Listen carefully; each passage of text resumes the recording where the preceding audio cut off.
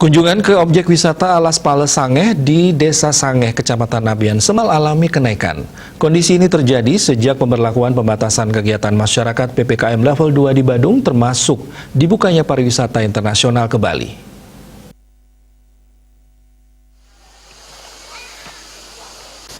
Pengelola objek wisata Sangeh, Made Mohon, mengatakan selama Oktober 2021 pendapatan bisa menutupi biaya operasional dan pakan monyet.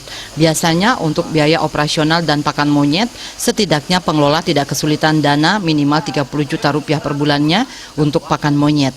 Biaya pakan yang dikeluarkan dibagi untuk biaya pakan monyet dan operasional kebersihan. Selama tak ada kunjungan yang praktis membuat turunnya pendapatan, varian pakan monyet pun tak terlalu banyak karena menyesuaikan dengan budget. Beberapa bulan terakhir cukup banyak donatur yang menyumbang pakan untuk monyet serta bantuan dari Kementerian BUMN. Untuk pakan monyet dianggarkan Rp500.000 per hari dengan varian makanan ketela dan pisang. Di Sangeh terdapat lebih dari 600 ekor monyet termasuk yang sudah beranak pinak. Kebutuhan pangan mereka harus terpenuhi untuk menjaga karakter monyet agar tetap jinak.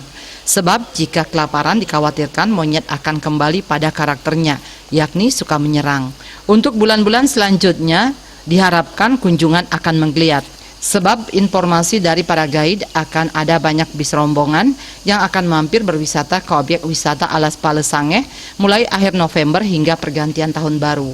Seperti pada perayaan Umanis Galungan, jumlah kunjungan termasuk ramai mencapai lebih dari 1.500 orang. Kendati jika dibandingkan dengan situasi normal, jumlah kunjungan tersebut bukanlah jumlah terbanyak. Pihaknya bersyukur karena di tengah situasi pandemi COVID-19 ini, tingkat kunjungan cukup ramai saat libur hari raya. Parwata Bali Pos melaporkan.